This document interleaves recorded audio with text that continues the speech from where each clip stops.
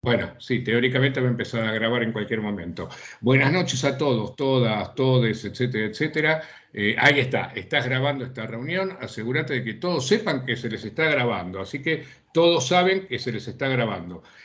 Arrancamos, perdón por la demora, mientras tanto seguimos admitiendo gente, pero nada, este sistema es una catástrofe como casi todos, posiblemente este sea el peor de todos, pero es el que tenemos a mano.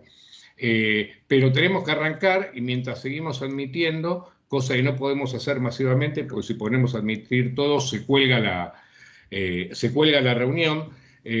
Arrancamos, bienvenidos a esta reunión especialísima, primera reunión sincrónica que tenemos dentro de la cátedra en este cuatrimestre, pero además es una reunión en la que tenemos invitados especiales, invitados e invitada especial o invitades en general, muy especiales, todos muy queridos, muy respetados, muy importantes colegas, de palos más o menos distintos. Como les dijimos, la idea es que en esta reunión vamos a hacer un centro fundamentalmente en la discusión sobre la serie El Reino, pero no porque nos interese particularmente la crítica televisiva, sino porque se constituyó en las últimas semanas, a partir del debate que se generó en torno de la serie, en un objeto fantástico para poder poner en discusión varias de las cosas, muchas de las cosas que estamos discutiendo como objeto del programa. Posiblemente no podríamos encuadrar El Reino dentro de la idea de biografías infames, vidas de hombres infames, salvo que seamos muy literales y digamos que varios de los personajes que organizan la acción del reino podrían ser calificados de infames o de infamas. Pero no es esa la idea. Lo que sí nos aparece es que el reino es un buen objeto en el cual discutir paralelamente varias cosas. Por un lado, las representaciones de sectores y prácticas de los grupos subalternos, del mundo popular, de cómo funcionan las representaciones estereotípicas, de cómo puede reducirse o no la complejidad, pero especialmente en este campo en el cual lo que aparece como dato muy, muy importante es el dato de la creencia, ¿no? Porque la representación está organizada en torno de una iglesia evangélica, la iglesia del reino, etcétera, etcétera. Entonces, bueno, para poder hablar de eso, lo que hicimos fue invitar a, como dije, muy queridos, muy respetados, muy amigos, especialistas en varias de las cosas que nos ocupan. Ellos son, como conté en la organización de la reunión, y en este orden es que van a presentarse. El primero es Alejandro Frigerio. Alejandro bueno, estudió sociología y después se doctoró en antropología, un camino bastante frecuentado, pero es el gran experto en cultos afrobrasileños en Argentina y por extensión en el campo de las creencias populares. Micaela Lipson, fue graduada de la Facultad de Ciencias Sociales, doctorada en la Facultad de Ciencias Sociales e investigadora del CONICET, abandonó el camino de la ciencia para dedicarse a la ficción. No son cosas opuestas. Micaela se transformó en escritora y muy exitosa y bastante prestigiosa en televisión, en ficción televisiva. Y entonces, bueno, queremos que Micaela nos aporte la voz de la productora, entre comillas, no la productora, la que está dentro de la industria cultural produciendo ficciones al estilo del reino, aunque no trabaje para Netflix. Y last but not least, Pablo Semán, también graduado como sociólogo en la Facultad de Ciencias Sociales, pero doctorado en antropología en la Universidad Brasileña. Nada, tipo muy conocido, muy activo en redes y en montones de instancias públicas y en debates políticos, etcétera. Un tipo muy cercano porque especialmente ha sido uno de los actores centrales en la reaparición del debate sobre culturas populares en la academia latinoamericana, pero además se doctoró con un trabajo sobre grupos evangélicos. Sin ir más lejos, publicó hace 2 meses, 3 meses, Vivir la Fe, que es su gran libro sobre los grupos evangélicos. Por lo tanto, son amigos, gente piola, gente muy copada, gente a la que queremos y respetamos muchísimo y que nos pueden ayudar a pensar esto. Alejandro, además, bueno, nada, preparó una presentación que ya estuve viendo y que es realmente fantástica y muy centrada en esto que queremos discutir. Alejandro, te pasamos la palabra. Bienvenido al Seminario de Cultura Popular y Cultura Masiva. Ok, bueno, muchísimas gracias. Espera que estoy anotando el tiempo para no pasarme demasiado. 28, 28. Ok, bueno, muchas gracias por el convite.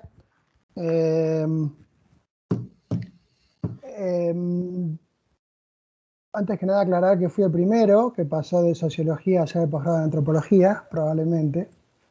Es un camino trillado después. Nada, chiste. Bueno, no, gracias por el convite. Y lo que voy a hacer, voy a mostrar una cantidad de diapositivas y de datos, digamos, que quiero que los convenzan un poco, o por lo menos les muestren por qué los que estudiamos religión hace mucho tiempo y las imágenes de grupos religiosos nos cayó tan mal el reino, digamos. No por el reino en sí, que de hecho para mí tiene una cantidad de falencias como serie y es bastante pobre, no solo en su cómo muestra la religión, sino también cómo muestra la política y a la vida en general. O sea, creo que hay guiones que pueden ser mejores, mucho mejores del que se hizo, pero digamos, lo que me pareció particularmente irritante y que buena parte de la gente no entiende y no tiene por qué entender porque no son expertos en el tema, es que reafirma, digamos, los estereotipos y los preconceptos que un gran sector de la sociedad tiene sobre determinadas formas de religión, ni siquiera determinados grupos religiosos, determinadas formas de religión, que es un preconcepto y un prejuicio que viene desde muy lejos. Y lo que yo quiero hacer es mostrarles de qué tan lejos viene este preconcepto o esta mala imagen de determinados grupos religiosos, de determinados agentes mágicos religiosos y qué tan extendida está. ¿Sí? A ver si podemos compartir el PPS. Inmediatamente compartir, ventanas, PPS, y ahí vamos, ya. Espérate, ahí está. ¿Listo? Ok, buenísimo. Yo te voy a decir dale cada vez que quiero que la pases. Así que bueno, lo titulé de alguna forma Medios de Comunicación, Industrias Culturales y Diversidad Religiosa. No voy a entrar en si los medios son parte de las industrias culturales. Me parece que vale la pena en este caso y en otros hacer la diferencia, pero no tengo ningún problema si alguien dice que es todo lo mismo. No tengo problema con eso. Dale, por favor. Entonces, básicamente lo que voy a hacer es voy a partir de una perspectiva construccionista. Voy a ser muy breve en lo teórico y voy a considerar que tanto los problemas sociales como las imágenes de determinados colectivos sociales, ya sean colectivos étnicos racializados, religiosos, de identidades sexogenéricas, etc., se construyen a través de conversaciones sociales que suceden en distintas arenas de debate. O sea, todo el tiempo estamos construyendo imágenes sobre grupos sociales a través de la conversación y los debates que tenemos en distintas arenas de debate. Esto viene, digamos, de una perspectiva norteamericana que se desarrolló en los 80 sobre la construcción de problemas sociales y también está relacionado con el estudio de la desviación social. Es una especie de aplicación macro de la teoría del etiquetamiento. Entonces, estas arenas donde se debate y se forman imágenes de problemas sociales o de colectivos sociales son, entre otras, los medios de comunicación, que son muy importantes, la industria cultural, ya que en un sentido más restricto, libros, películas, series, como vamos a ver, pero también en tribunales, en debates en el Poder Legislativo, discusiones en el Poder Ejecutivo, en el medio académico, en ámbitos religiosos, en la Internet. En estos ámbitos, en estas arenas, se forman imágenes de problemas y de colectivos sociales. Y estas arenas están interrelacionadas y son interdependientes. Entonces, por ejemplo, como voy a mostrar después, cuando una imagen se vuelve hegemónica en, por ejemplo, los medios de comunicación, es muy probable que, digamos, se desborde hacia otras de las arenas. Y cuando esta imagen está en varias arenas, entonces se vuelve más todavía, digamos, más hegemónica y es la que forma un poco el sentido común por el cual pensamos y concebimos a ciertos grupos. Ahora, cada una de estas arenas tiene reglas propias, ¿sí? O sea, no es lo mismo cómo funcionan los medios que cómo funcionan los debates en tribunales. Entonces, si uno quiere meter una denuncia contra un grupo religioso, tiene que hacerlo de cierta forma en tribunales. Si uno quiere hacer una serie sobre un grupo religioso, son otras los requisitos y las normas que aplican. Si uno escribe un libro, tiene otras licencias para tomar, etcétera, etcétera. Por ejemplo, cuando yo estudié cómo se construyó a las sectas como un problema social en la Argentina a principios de los 90, vi que la imagen de las sectas en los medios era muy mala, pero cuando pasaba a las series de ficción, esta imagen era todavía peor, porque en las series, por ejemplo, el que era malo según la versión mediática era todavía peor en la ficción, digamos, había simplificaciones, había que agregarle más drama. Entonces, digo, es importante tener en cuenta que estas arenas son interdependientes, pero que cada una tiene sus reglas propias. Entonces, bueno, lo que podemos ver es que los grupos e individuos que proponen creencias mágico-religiosas diferentes a las que transmite la Iglesia fueron estigmatizadas y criminalizadas en varias de estas arenas hace mucho tiempo. ¿Por qué? Porque el modelo social de qué sería lo religioso se basa en una imagen católica secularizada de lo que es la religión. Y de esta imagen, digamos, la tienen tanto los religiosos como la gente que no se considera religiosa, pero que igual sigue juzgando a las religiones de acuerdo al modelo católico secularizado, que es el imperante, digamos, en la sociedad. Sí, dale. Entonces, bueno, desde comienzos de 1900, ¿sí? 100 años, 120 años, se puede ver la conjunción de denuncias mediáticas, acción policial, judicialización de individuos y grupos religiosos que proponen una visión encantada de la realidad. ¿Qué quiere decir esto? Que son grupos e individuos que dicen el mundo espiritual y el mundo material están absolutamente interconectados y lo que sucede en el mundo espiritual afecta al mundo material. Esto va en contra, digamos, de la visión moderna, secularizada, en la cual hay solamente el mundo material y el mundo espiritual no existe y como mucho es algo que tiene que ocupar la esfera íntima de los individuos. Y estas cosmovisiones encantadas también proponen nociones holistas de la persona, sobre esto trabajó bastante Pablo, diciendo que la salud física, la salud psicológica, la salud espiritual y hasta la salud social están íntimamente entrelazadas. Esto va en contra, de vuelta, de lo aceptable socialmente y por esto, digamos, tienen la oposición de sacerdotes, psicólogos, médicos y son judicializados, etc. Sí, otra, por favor. Entonces, voy a empezar con algunas estigmatizaciones de comienzos desde el siglo XX. Sí, por favor, otra. Que van a hablar más que nada de curanderos o adivinos, volver para atrás. Pero en realidad, estos curanderos o adivinos es difícil decir, son agentes mágicos religiosos, ¿sí? Porque vamos a ver que no solamente sanan, sino que también proponen formas de relacionarse con el mundo sobrenatural. Lo que tienen en común también es que todos terminan en la comisaría. Esta es una nota de Caras y Caretas de 1901 que habla de la campaña contra las adivinas. Sí, pero vamos a ver que algunas de estas adivinas tienen altares. Este es lo que llamaba el Santón del Riachuelo, que es un grupo, como podría ser un grupo umbandista, un grupo evangélico hoy. Todos terminan en la comisaría y todos son denostados por los medios, algo que vamos a ver que sucede hasta el día de hoy. Sí, otro. Entonces, en el libro de Beatriz Arlo, La imaginación técnica ya da cuenta de esta campaña que hay ya en la década del 20, no solamente en 1901, como vimos en Caras y Caretas, sino que en la década del 20, hasta finales de la década del 20, el diario Crítica también hace una campaña en contra de la presencia de estas curanderas, espiritistas, videntes, manos santas. Sí, otro, por favor. Con un titular, por ejemplo, como la ciudad está minada de curanderos y adivinas que explotan la credulidad del pueblo. varias de estos vemos que dice hermano tal, hermana tal, o sea que en realidad son agentes mágicos religiosos, no son solamente curanderos, sí.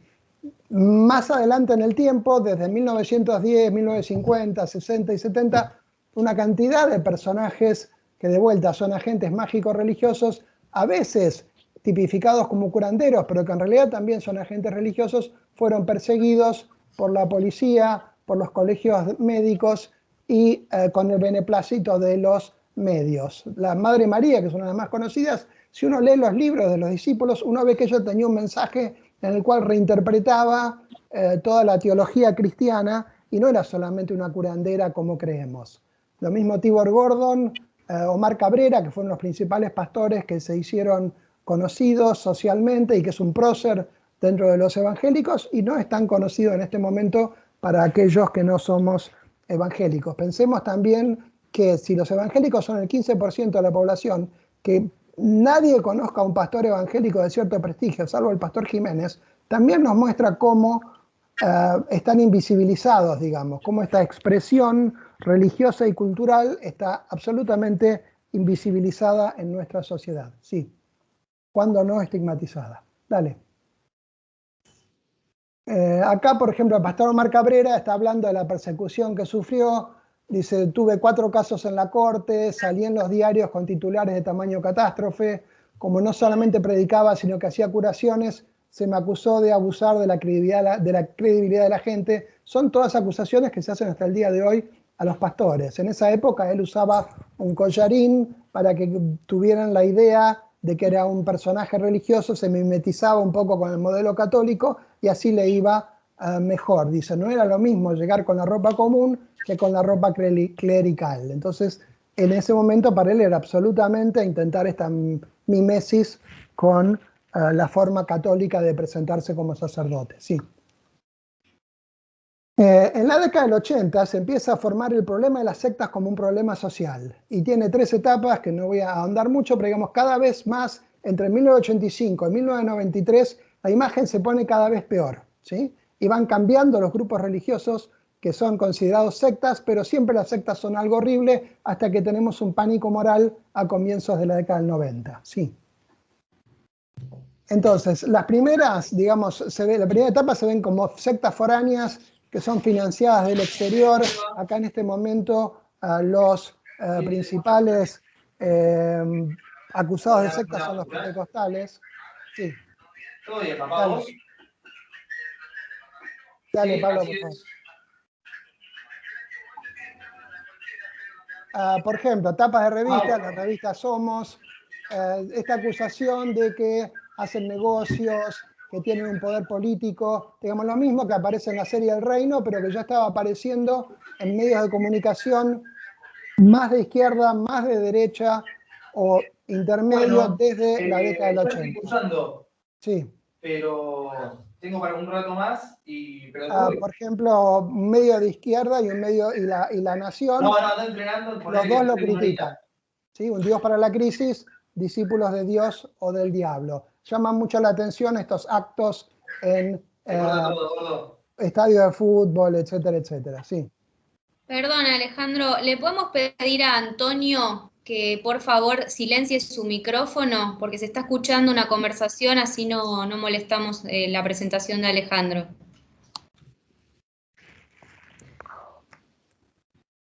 Entonces luego, digamos, si en un principio eran los pentecostales, luego otros grupos más chiquitos, mucho menores, pero que empiezan a hacerse acusaciones de lavado de cerebros, abuso de menores, sí, empiezan a tipificar lo que sería una secta.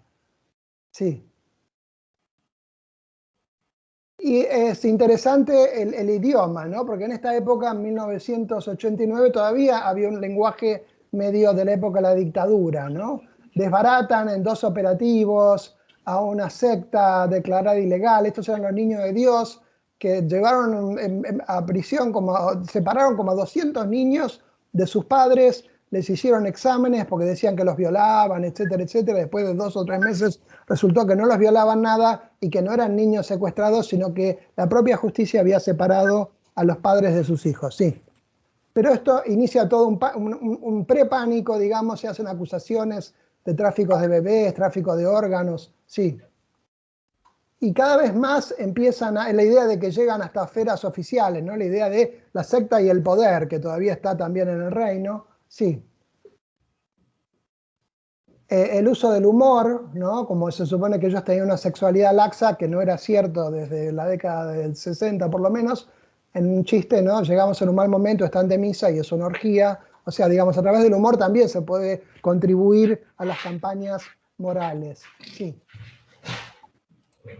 Empiezan a aparecer expertos en sectas, gente que dice, no, las sectas lavan cerebros, las sectas captan a jóvenes, y estos expertos en sectas cada vez más van monopolizando la definición de qué sería una secta, sí. Y luego, a comienzos de los 90, tenemos un pánico moral porque ya no solamente se piensa que abusan de menores, sino que también los pueden matar. Esta es una idea que llega hasta el día de hoy, y vamos a ver después una cantidad de noticias que hablan de los umbandistas, de San la Muerte, etcétera, etcétera, como que matan personas para rituales. Sí. Por ejemplo, ya en la década, acá digo, empieza un pánico moral porque hay una criminalización y ya empiezan a salir en la portada, yo no solamente en la parte de policiales, sino se habla de sectas satánicas que sacrifican niños como si realmente esto estuviera sucediendo, y no es así, digamos. Había habido un asesinato, pero lo califican como ritual, le echan la culpa a un grupo religioso, y después entonces cualquier niño que desapareció y murió es culpa de la secta, sí. Y esto aparece en la portada de los diarios, investigan la secta satánica, después esto empieza a aparecer también en Argentina. Un sacerdote católico acusa a un pai por el crimen ritual de una chica. Lo interesante es que el sacerdote que se hace famoso acusando a los umbandistas por un crimen ritual es el padre Grassi, que después fue encarcelado por pedófilo él, pero se hizo famoso, digamos, acusando a los umbandistas. Esto sale en doble página, en la portada, sí. También sale de los diarios, llega a los noticieros empiezan a hablar de sectas diabólicas, sectas satánicas, en todos los noticieros, Telefe, Telenoche, sí. Digo, entonces por eso digo, se hace un pánico moral, ¿no? Porque esto ya empieza a aparecer en una cantidad, en estas notas, por ejemplo, todos los grupos que están inscritos en el Registro Nacional de Cultos son considerados sectas. Entonces se dice, hay 5.000 sectas, todo lo que es no católico y no protestante tradicional es una secta. Y miren las imágenes, digamos, diabólicas con las cuales se habla del tema. Sí. Y después, ya más cerca de nuestro tiempo, devotos homicidas, ¿no? Que ya la idea del lavado de cerebro no empieza a ser tan importante, pero sí se cree todavía que hay cultos que pueden llevar a la gente a matar a otras personas. Sí. Por ejemplo, a la Umbanda, que desde hace los últimos 10 años más o menos, que están con que sí, matan, cada vez que aparece un crimen en relación con alguna imagen rara, se cree que es un crimen ritual Umbanda, ¿no? Estas son 3 notas que aparecen en La Nación, por ejemplo, en 2 meses nomás, en 2014, sí, la mayor parte de estas notas son, después si uno sigue el caso, no sucedió lo que dicen que sucedió, sí.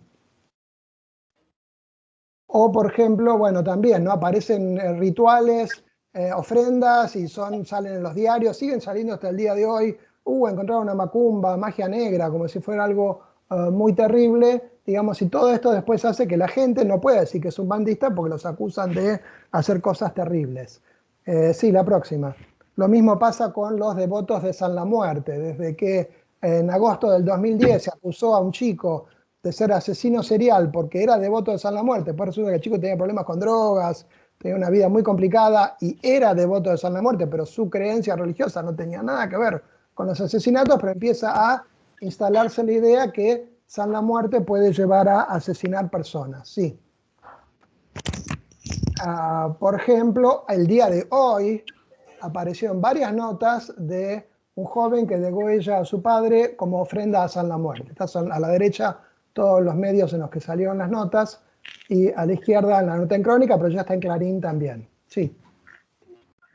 Entonces, digamos, hay una continuidad desde 1900 hasta el día de hoy, en el cual curanderos, santones, tatadioses, pastores, sectas, religiones afro, devociones populares, como no hacen esta diferencia entre lo que es del mundo material y lo que es del mundo espiritual, son criminalizados, medicalizados y demonizados. Los medios de comunicación son súper importantes en esto, pero también hay otros arenas que intervienen, como vamos a ver ahora, la industria cultural. Sí.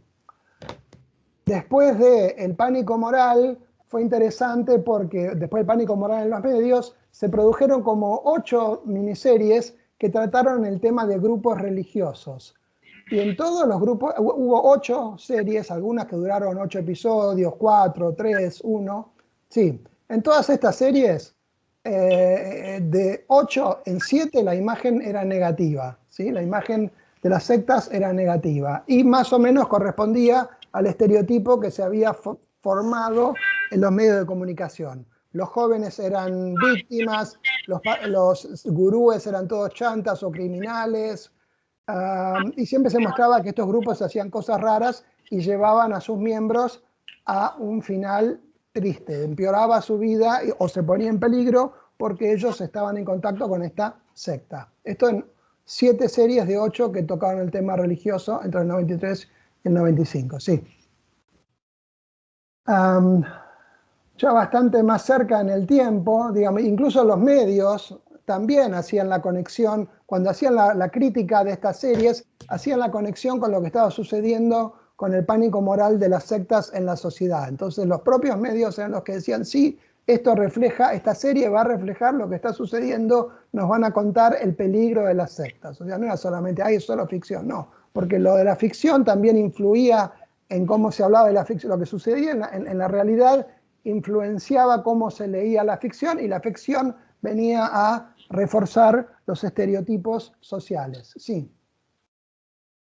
El Reino, digamos, El Reino es una miniserie que habla mal de los pastores, pero en el 2018 hubo otra miniserie y una película, en ambas dos el pastor era el villano, ¿sí? Y no solamente quería plata y estaba atrás de la plata y engañaba a todos sus fieles por la plata, sino que también llegaban al asesinato. Entonces, digamos, esta es la tercera de 3 miniseries en las cuales los pastores aparecen como los principales villanos. No es la primera, digamos. Eso también es lo que nos irritó a varios porque era, otra vez sopa.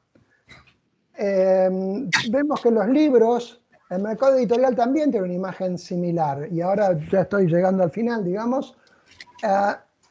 Podemos decir más o menos que en la década del 90 salieron varios libros contra las sectas, ¿sí?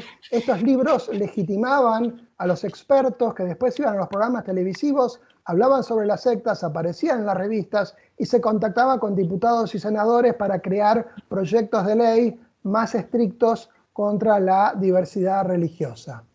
Fue interesante porque en esa década también aparecieron todos los libros de Víctor Sueiro, que fueron como 8, 9 o 10, que reivindicaban un catolicismo mágico, pero siempre, y hasta llegó a ser un programa de televisión con mucho rating, pero también este catolicismo mágico tenía que ser verificado por médicos. Esto era interesante, o sea, no era cualquier... Los pastores nunca aparecen, siempre aparecen curas sanadores, la Virgen María, o sea, siempre los que sanan, siempre el milagro está en el campo católico y está verificado por médicos que dicen, sí, la verdad que no entendemos cómo pasó, fue milagroso, digamos. Y este éxito de Sueiro después habilita otros libros que también hablan bien de padres católicos sanadores, el padre Mario, el padre Betancourt, pero cuando aparecen libros de investigación sobre grupos que no son católicos, son criticados. Por ejemplo, todos los libros sobre evangélicos los critican, un libro sobre los judíos ortodoxos, un par de libros sobre el Sai Baba. Acá están varios ejemplos de, por ejemplo, sí, los libros de Silleta, ¿sí? Que fue el principal experto sobre sectas, sacó una cantidad de libros en ese momento que lo validaron como experto y que muchas veces él cuando iba a salir un libro metía una denuncia en la justicia. Y esto creaba un escándalo, digamos, mediático y esto ayudaba obviamente a la venta de los libros.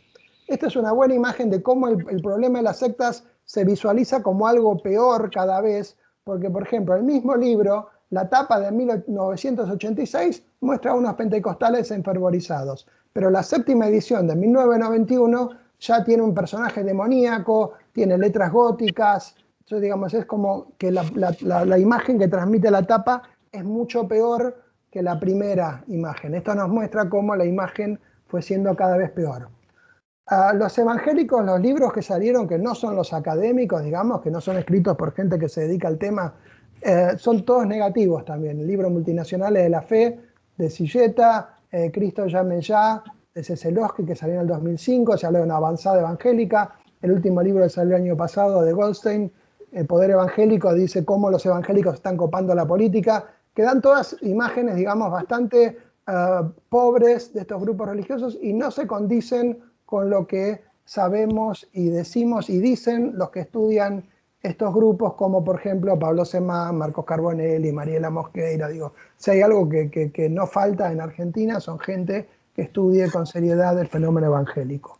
Así que bueno, nada, hasta acá llego, nada más quería darles todos estos antecedentes para que entiendan cómo lo del reino no es un fenómeno único y no es algo nuevo, sino que se añade a una larga serie de estereotipaciones y criminalizaciones que viene por lo menos desde 1900. ¿Sí? Gracias.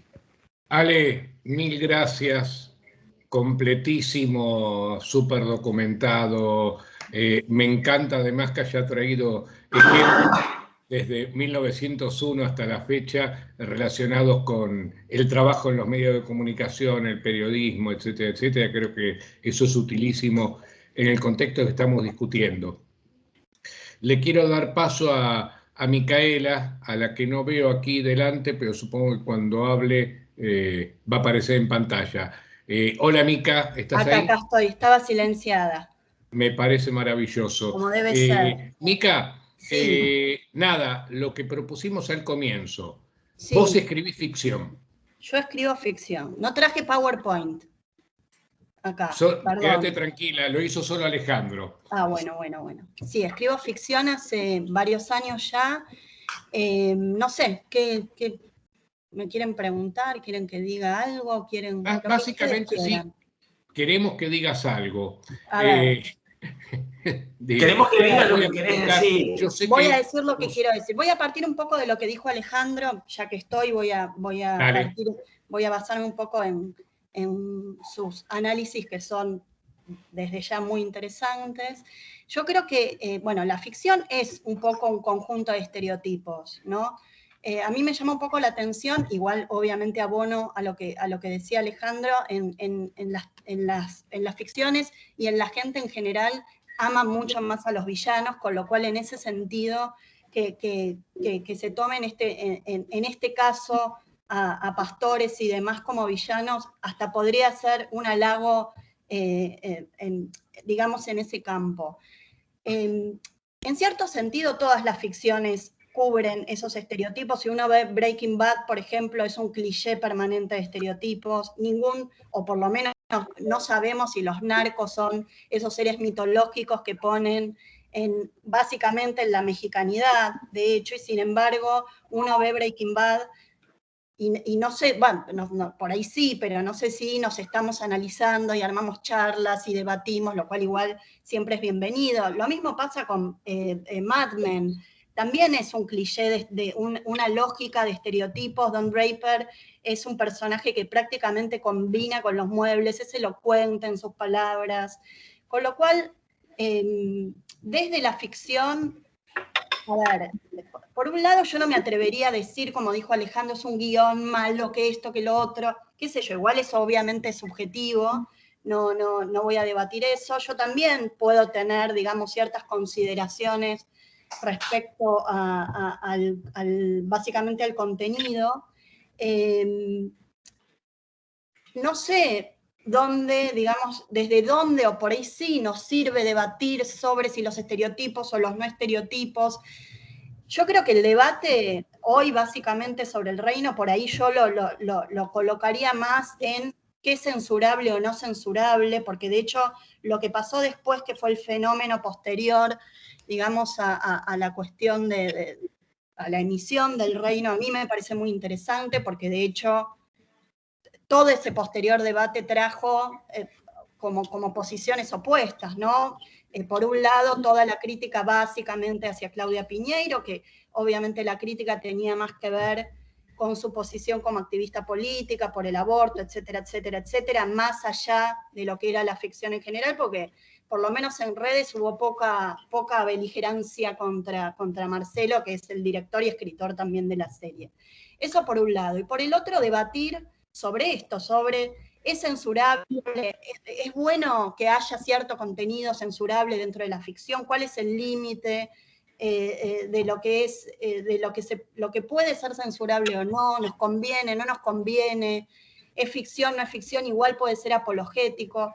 A mí, por lo menos, a mí, ¿no? Desde la escritura de ficción, que a mí me interesa además escribir siempre con total libertad, lo cual es muy difícil, ¿sí? Eso sí me gustaría aclararlo, es muy difícil escribir en la Argentina, sobre todo.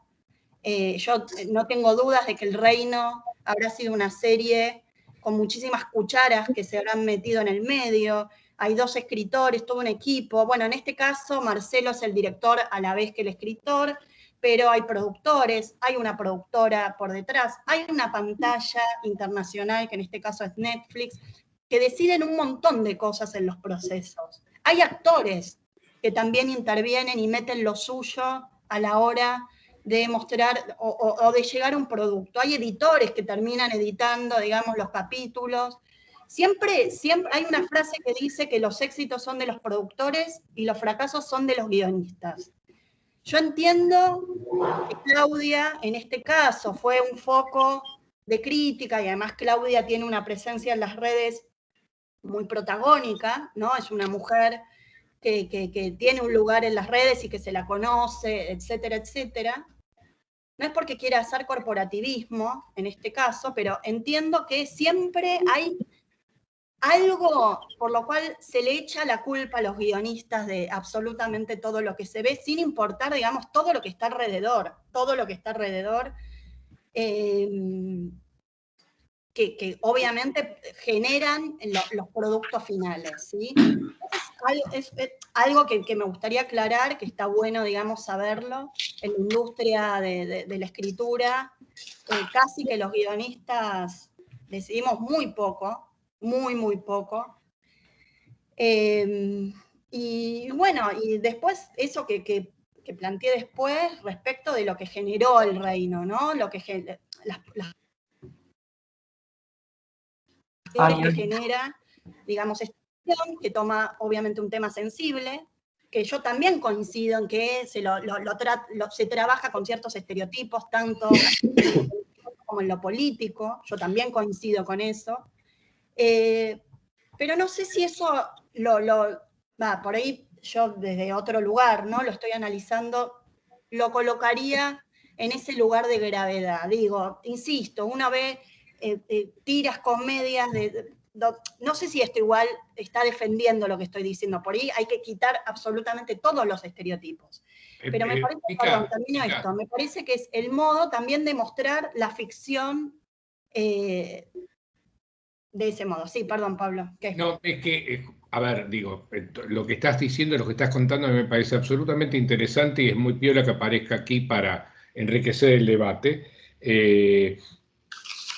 Pero ahí está, quizás el asunto está en los estereotipos. Digo, vos marcaste varias cosas que seguramente van a reaparecer y espero que además Pablo Semana a continuación haga reaparecer, ¿no?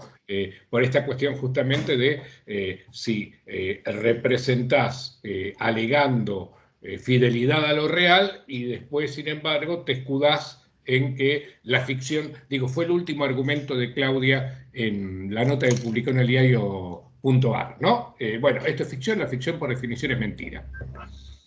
Mentira, la verdad.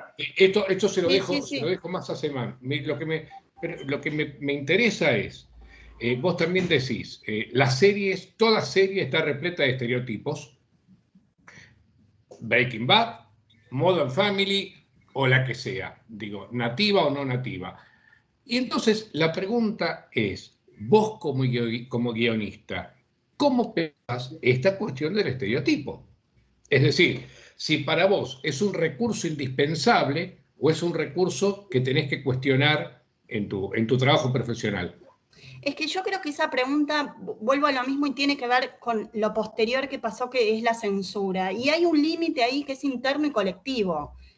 Yo siempre voy a estar en contra, en eso soy muy liberal, estoy en contra de la censura, por más de que sea apologético lo que estamos viendo. Creo que siempre es peor prohibir que censurar, incluso lo peor. O sea, no sé si está bien lo que estoy diciendo. Lo mismo me pasa, digo, no sé si está bien éticamente, pero es algo que lo comparto. Lo mismo me pasa en la escritura. En la escritura, posiblemente.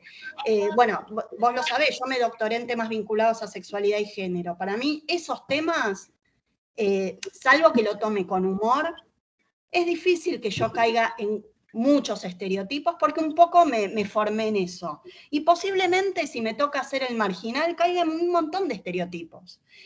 Si alguien ve Ocupas, o sea, que es una serie que hoy está muy en boga, está llena de estereotipos, llena.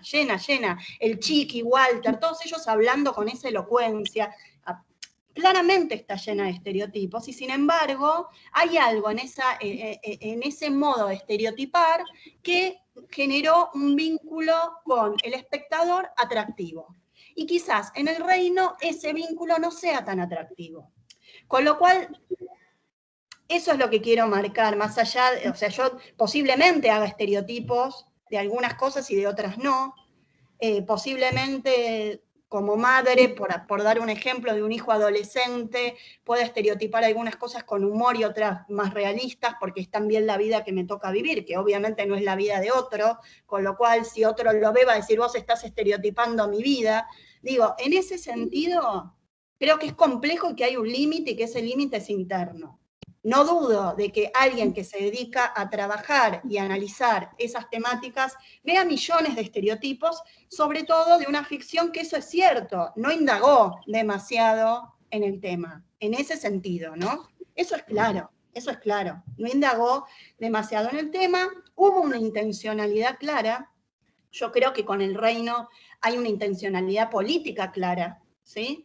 Esto de hay un coqueteo con lo que está pasando en Brasil, etcétera, etcétera, lo traemos sutilmente acá, generamos una suerte de Durán Barba con Marcos Peña, que es Furriel, y que lo único que tiene es esa gran elocuencia permanente. Perdóname, disculpame, estamos condenados al spoiler. La figura de Furriel le da un giro más, que lo vuelve más complicado. Acuérdate que Furriel es agente de la CIA. Ah, claro, es una mezcla entonces de Estiuso, es una mezcla de tres, Estiuso, Durán Barba y Marcos Peña. Y claro, muy guapo, hay que agregar que además es muy guapo. Está muy fuerte además. Está muy fuerte. Sí. Pero claramente es un estereotipo. En ese sentido sí coincido en que hay por ahí en el trabajo de contenido, cierta chatura, vamos a decirlo, en los personajes. Que no sé si tiene que ver con, son personajes que hacen de evangélicos. Creo que tiene que ver con cierta chatura que se hace de los personajes en general, de la fiscal, de esto, del otro, de no mezclar mundos, mezclar el mundo del ateísmo y de ahí, no sé, hubiese estado bueno, etcétera, etcétera, etcétera. Iba a decir algo, me olvidé, con esto de los estereotipos. Hagamos una cosa, Micaela. Sí. Lo escuchamos a Pablo y ahí lanzamos mucho más, porque quiero escucharlo a Pablo, porque además hace mucho no nos escuchamos. Es más interesante que yo, Pablo, además, claramente. Bien. ¿Me escuchan? Sí, perfectamente. Bueno. Pablo, tuviste una gran idea para permitirnos pensar un poco libremente, así que te agradezco muchísimo, acepté la invitación desde el Vamos. Tengo muchas cosas para decir, no las pude ordenar. Voy a comenzar por algunas que a mí, digamos, alguna que a mí se me ocurre urgente, que va a poder, digamos, captar la atención de ustedes en el primer momento, que es, a ver, ya Howard Becker ya, digamos, y otros antes han criticado la presentación romántica del artista, ¿no? Digamos, la idea ingenua, no sé, alguien diciendo el cine, el arte, bueno, no, o sea, la verdad es que eso, a esta altura del siglo, después de 2000 años de hermenéutica, de más de 100 de psicoanálisis, de estructuralismo, de estudios culturales que originaron al feminismo, pedir impunidad, y lo digo en términos de criminalidad, digo, pedir no ser analizado, digamos, nosotros analizamos a Joyce, a Homero, a Leonardo Fabio, a Palito Ortega, vamos a analizar lo que queremos. Y que nadie nos venga a poner en nuestro lugar, vos sos ciencias sociales, vos sos religioso y vos sos guionista, porque aparte son las tres cosas más democráticas del mundo. Pablo bien lo sabe, y en esto tenemos una gran discusión, que es, yo creo que cualquiera puede ser cientista social. Es muy fácil ser cientista social. Hay que conversar con la gente que uno investiga y después conversar con la gente que investiga lo mismo que uno investiga u otras cosas que uno investiga. No, realmente no hay misterios, no hay técnicas sofisticadas. Dios, lo sagrado, por ahí tengan un poco más de misterio, pero tampoco en nada que sea ajeno humano. Y, digamos, yo no veo, y mucho menos en este caso, alguien al que le haya bajado una musa específica, no es que es Baudelaire, Salvador Dalí, es gente que sabe y que nos ha pedido todo el tiempo, por ejemplo, y está muy bien, en función de las luchas del feminismo, que viéramos la ideología hasta en el Pato Donald, pero ahora piden que lo veamos como si hubieran escrito El Señor de los Anillos, y en todo caso El Señor de los Anillos también tiene que ver, y todo es analizable, porque la ficción, en primer lugar, tiene proveniencias sociales y emergencias sociales, y además la realidad tiene estructura de ficción. Entonces, la verdad es que pedir no ser analizado me parece un problema en función de este primer argumento, que lo digo muy enfáticamente, y yo digo, el corazón, o mejor dicho, la crema de la producción feminista es la que a mí me lleva a decir esto. Primera cuestión. Segunda cuestión. Yo creo que alguna vez hay que hacer un análisis de un objeto que emerge, que es el lugar de Asiera en el imaginario de los comunicadores sociales de la Argentina. A ver, como todos ya más o menos saben que los evangélicos, todavía como de la misma manera que los mozos siguen diciendo Pepsi, y uno dice Pepsi y ellos dicen Pepsi, la gente dice evangelistas y son evangélicos. Nosotros hacemos un escándalo cuando no nos nombran como queremos que nos nombren, pero nos permitimos nombrar a otros como no quieren que los nombren. Ya me parece un poco complicada esa posición. Y así era, digamos, ahora que todos más o menos saben, dentro de esos límites, saben que los evangélicos no tienen un papado, empieza a ocupar el lugar, digamos, en la imaginación periodística de un papado, lo cual es absolutamente ridículo y distorsivo, porque primero, Asiera no es representativa de ninguna manera de una gran cantidad de los evangélicos, sí es una gran estructura, que eso es otra cosa, y en segundo lugar, digamos, tiene desacuerdos internos fuertísimos, que fueron los que llevaron a que hicieran el comunicado que hicieran, que yo lo critiqué, y después lo sacaran y hayan evaluado miles de veces que decir, yo, la verdad, que en la discusión de acusaciones pasivo-agresivas que se hicieron de lado a lado, de que nos ofende, me censuran, es todo falso. O sea, o es todo falso o inviable. Si te ofenden, jodete. Lo dijo un pastor de Asiera. Bueno, nos ofenden, está bien. Incluso hasta por algo nos ofenden. Hubo pastores de la izquierda evangélica, no de Asiera, que salieron a ajustar cuentas con los que les ganaron la interna, porque esos son el 3% y los otros son el 97%, y dijeron esto mismo. Pero hubo pastores de adentro de Asiera que lo dijeron públicamente. Bueno, está bien, nos ofende, ¿qué problema hay? O sea, no hubo pedido de censura, pero sí, digamos, hay una figura pasivo-agresiva que es decir, nos ofende, qué sé yo qué, y lo mismo, lo otro es, nos quieren impedir hacer ficción. No, nadie pidió censura de nada, nadie quiere impedir hacer ficción y todo el mundo tiene derecho a hacer ciencia social de la ficción, porque la ficción, como dije antes, tiene proveniencias y emergencias sociales. Y eso ha hecho que podamos analizarlo todo y bien lo disfrutamos y hasta a algunos les pagan por eso y me parece perfecto.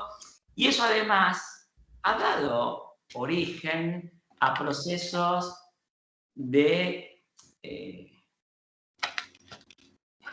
desetiquetamiento, de desestereotipación. O sea, muchos reclamos que hay en términos de género que han sido procesados y hay cosas que no se pueden hacer. Lo que pasa que sí se puede hacer sobre ciertos grupos, sobre ciertas prácticas, porque, digamos, no es sobre todos los grupos religiosos que se puede hacer, pero se puede hacer sobre los evangélicos. ¿Por qué se puede hacer sobre los evangélicos?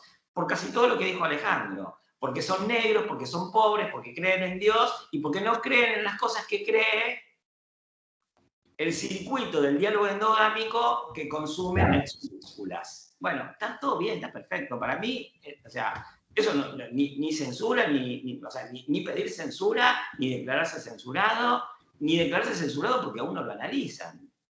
Nadie tiene pasaporte diplomático para no ser analizado.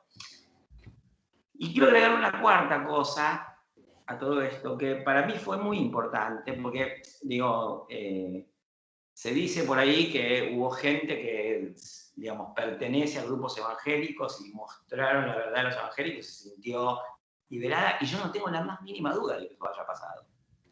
Porque las relaciones con los pastores a veces pueden ser oscuras, como también son oscuras, no digo ni que más ni que menos, hay que estudiarlo, con los profesores y con lo que sea, pero también hubo una recepción feminista de la crítica a la serie. Y yo he presenciado casos, todos recibimos testimonios conmovedores de militantes feministas, militantes queer, que criticaron el proceso de etiquetamiento en que incurre la serie con voluntad, sin voluntad, porque le interfirió Netflix. Y si uno se deja interferir por Netflix, entonces tampoco puede reivindicar la creación autónoma. Y a mí me parece bien, yo por un salario, por lo que me pague Netflix, haría lo que sea, incluso criticaría a los evangélicos. Después les aviso, digo, miren chicos, me pidieron esto.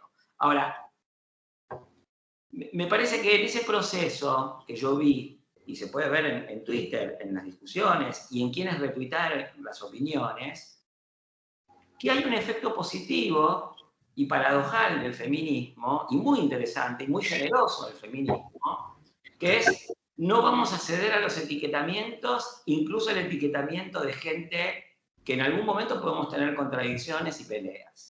A mí eso me parece fantástico, más allá de que yo he investigado y yo escribí no hace 10 años, no hace 15, no hace 20, sino hace 25, un artículo que mostraba cómo los evangélicos cuidaban más a las mujeres que los católicos y que muchas posiciones de la izquierda nacional y popular, y que, digamos, en perspectiva de género en esa discusión, eso era importante, cosa que aparte yo discutí en su momento con feministas pioneras, como Elisa Delín, Mari Feijó, Beatriz Saldo, que en ese momento podía sostener algunos planteos más afines al feminismo.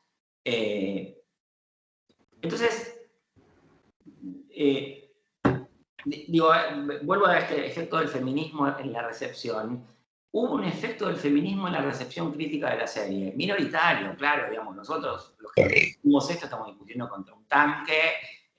Yo no voy a decir, ay, me censuraron, me trolearon, me están haciendo mierda, no voy a jugar la jugada pasivo-agresiva, simplemente diré, la ficción es pasible de ser analizada. Y yo me quedo con algo que plantea Mica, que es para mí muy importante, como pregunta, no como respuesta, que Mica no la tiene y yo tampoco la tengo, que es cómo se hace, porque, digamos, para no estereotipar, porque lo que me parece es que, digamos, los estereotipos causan problemas cuando hay conflictos con esos estereotipos. Por ejemplo, como lo situó Alejandro, que es hace 100, o sea, a ver, pensémoslo seriamente, en Argentina no hay ciudadanía religiosa. Yo creo que es un escándalo que no haya ciudadanía de género, pero la hay ahora. Se disputa en la realidad lo que sancionó la ley, y me parece bárbaro que haya esas leyes. Nosotros no tenemos ni siquiera leyes de ciudadanía religiosa. Y además es tan fácil insultar a un evangélico como insultar a alguien por una posición en el espacio sexogénero.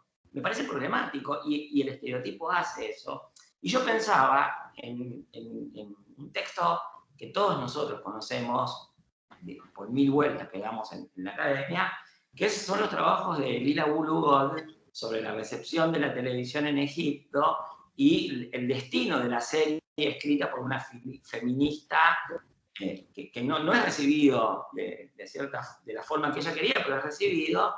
Y en otro trabajo de Lila Bulugod, que me parece clarísimo para esto, que es, ella dice, bueno, nosotros tenemos que renunciar a las totalizaciones, a las generalizaciones en etnografía, no en ficción, más allá de que las etnografías también son ficción y que Clifford Geertz les dijo a los etnógrafos en un momento, 150 años de inocencia literaria ya son suficientes, ¿no? Entonces, digamos, nosotros no es que criticamos en los otros lo que no criticamos en nosotros, pero aparte hay algo que dice que para mí es un buen diálogo con la ficción, que obviamente no se va a dar, pero no importa, es una hipótesis de buen diálogo con la ficción, que es la idea de etnografías en singular de la propia Lila Bulugod, que es, después de su combate a las generalizaciones, a las totalizaciones, a las equivalencias, parte todo, dice, las etnografías son en singular. Y tal vez los guiones también deban serlo. Entonces, nuevamente, el feminismo le enseñó a la antropología, y esto lo decía Lila Bulugod, es más lo que tiene para aprender la antropología del feminismo que el feminismo de la antropología. El feminismo le puede enseñar a la producción de guiones. Y para terminar en este arranque de identificación con la epistemología que propone el feminismo, yo diría que si veo la serie en perspectiva de género, no es exactamente la gran defensa del género que uno esperaba. Hay mucho temor a lo que vayan a hacer los pastores en el poder con el género, pero la serie no es precisamente un dechado de producción de feminismo crítico o de crítica del sistema sexo-género. Más bien hay otras cosas. Y termino con esto. Yo creo que hay un problema también, digamos, todos somos críticos o más o menos críticos de Adorno o somos adornianos y vemos sujetos más o menos transformados en rebaños en otros lados. Lo que no vemos es el rebaño que somos nosotros, que somos un mercadito de Netflix y que Netflix con esta serie fideliza por una emisión 12 veces más a giles como nosotros. Y esa fidelización se da sobre la base de decir algo sobre los evangélicos que no es verdad, que todos saben que no es verdad, que todos pueden buscar la información de que no es verdad, pero que preferimos creer esa otra verdad, que es, por ejemplo, lo que pasa en Brasil. Bueno, en Brasil, digamos, lo que está demostrado es que el voto evangélico es variable, que la misma mayoría que en 2018 votó por Bolsonaro, hoy va a votar por Lula, y ayer Lula puso sus 4 deditos sobre la Biblia diciendo, este soy yo. Entonces, digamos, parece que nosotros, los cazadores, los suspicaces, y esto es una discusión que yo tengo con Pablo, y por eso digo que realmente la profesión tiene que ser democratizada al máximo, porque nada nos garantiza no ser unos giles. Nosotros, los reyes de la sospecha, caemos como niños en el engaño que nos propone la serie. Y yo creo que es muy honesta la posición de decir, es mentira. Es mentira, pero no porque sea ficción, sino porque por el otro lado, a la mañana se nos dice que es ficción, pero a la noche se nos dice que es denuncia, es una denuncia mal documentada y una ficción pobre, y esto lo digo como la persona que tiene el derecho a ejercer, enunciar y proponer su sensibilidad, porque entre otras cosas nos han acusado de no ser insensibles porque no entendemos el rol de autónoma de producción autónoma de los guionistas. Y sí lo entendemos, y aparte lo analizamos, y tenemos derecho a hacerlo.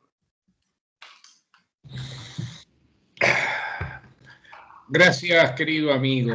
Está abierto el debate, pero está abierto con gradaciones. Les pido que usen el chat, les pido a los y las compañeros y compañeras, miembros de la cátedra, y los cercanos, que sin ir más lejos, hagan esto, que levanten la mano, por ejemplo.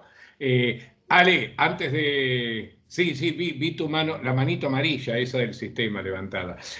Antes de volver contigo, una observación en relación con cosas que señalaban Pablo y Micaela. Hace pocos días la entrevista, no es una entrevista, sí, es una entrevista completa a Marcelo Piñeiro. Nuestra memoria breve nos impide recordar la carrera cinematográfica de Marcelo Piñeiro. Marcelo Piñeiro fue también director y co-guionista de Tango Feroz y Caballos Salvajes, películas que nos irritaron mucho en los años 90. Marcelo Frigerio dice: el problema que tiene el reclamo evangélico contra la serie es que no están de acuerdo con la realidad que les refleja el espejo. Quiero decir, Marcelo usó la metáfora del espejo para proponer su propia ficción, es decir, postuló a su ficción como un reflejo de lo real. Ale. Perdóname, Pablo, yo me confundo porque nombraste Marcelo Piñeiro, Marcelo Frigerio. No, siempre dije Piñeiro, y si dije Marcelo Frigerio, y pero sí. Es Piñeiro. Ah, ok. Y le da, no sabía si referías a Alejandro o a Piñeiro, por eso. No, hablaba mal de Marcelo Piñeiro, jamás lo haría de mi amigo Alejandro Frigerio. Ale, dale. No, pensé que alguien entrevistaba a Piñeiro y se llamaba Frigerio, y teníamos Frigerios y Piñeiros por duplicado. No, y ya bastante con que es Claudia Piñeiro, Marcelo Piñeiro, faltó Enrique Piñeiro, y ya basta. No, eso me parece más grave con todo lo que estamos hablando. Eso es grave, de verdad. Y no te cuento de Rogelio Frigerio padre, no, etc. Andrea Frigerio. Andrea Frigerio, claro que sí. Ale, dale, no los dejes hablar más, habla vos. Está silenciado.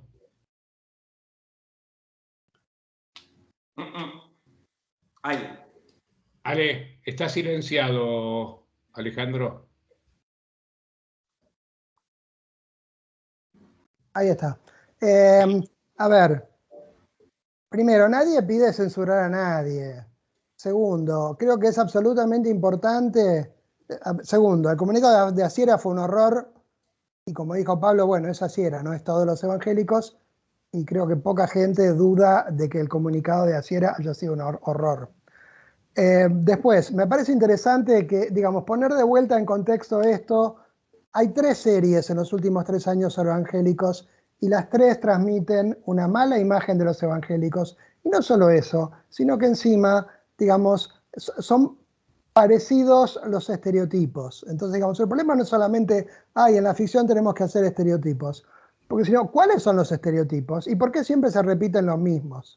¿Y por qué de determinados grupos, como dijo Pablo, uno puede estereotipar y de cierta forma sin que haya consecuencias sociales? Digamos, Pablo dijo, no hay ciudadanía religiosa en Argentina, y tiene mucha razón, y es una forma muy buena y sintética de decir una cosa que venimos diciendo muchos hace rato, ¿sí? O sea, digamos, ahora hay ciudadanía transgénero, pero no hay ciudadanía religiosa. Está bien ser LGBTI más, pero no está bien ser evangélico, ¿sí? O sea, digamos la verdad, nadie, digamos, los evangélicos se los puede criticar impunemente, a los devotos de San la Muerte también. ¿Por qué? Porque tenemos un prejuicio contra la gente que reivindica cierto tipo de creencias religiosas, y creo que como sociedad nos tenemos que hacer cargo de eso, ¿sí? Está muy bien reivindicar cualquier tipo de identidades, menos las religiosas. ¿Por qué? Porque creemos que la reivindicación de identidades religiosas siempre es antiderechos. Y no es así. Esa es una simplificación y es un estereotipo.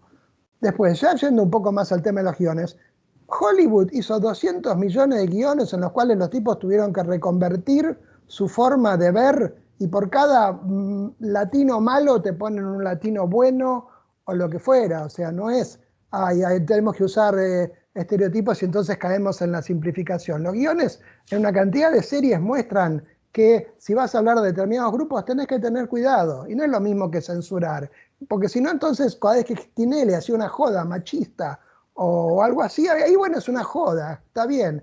Y que no podemos hacer propaganda que no sea machista, porque si no, no podemos hacer propaganda. Y no es así, digamos, una cantidad de géneros que tuvieron que reconvertirse y una cantidad de cosas que se sabe que ya no está bueno decir. Entonces no veo por qué no haya que tomar en cuenta también la multiplicidad de las identificaciones religiosas y no creer que son siempre malas, etc. En este caso, por ejemplo, el pastor ocultaba dinero, era pedófilo y además era políticamente conservador. Tenía que reunir el pastor estas tres características, no podía tener una solamente, no podía tener alguna otra, no podía ser un convencido de sus ideales conservadores, pero sin ser pedófilo y sin ser un chanta que escondía dinero atrás de la placa que decía bienaventurados los pobres, no me acuerdo cuál era. Digo, hay una cantidad de cosas que uno dice, no es solamente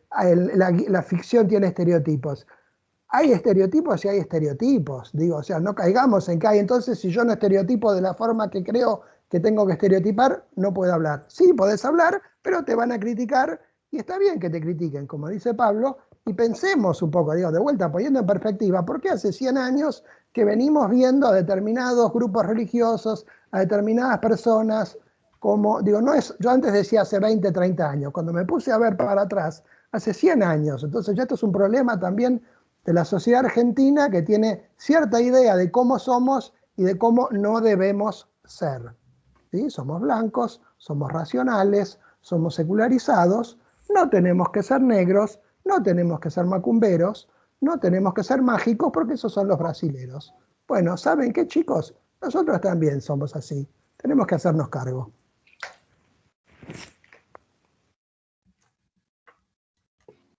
Perdón, Mica, yo me había estaba silenciado. silenciado. Dale vos, Sí. dale vos. Bueno, a ver, contestando un poquito también a Pablo y a Alejandro, porque por ahí me expresé mal, coincido plenamente en lo que están diciendo respecto de los estereotipos y demás.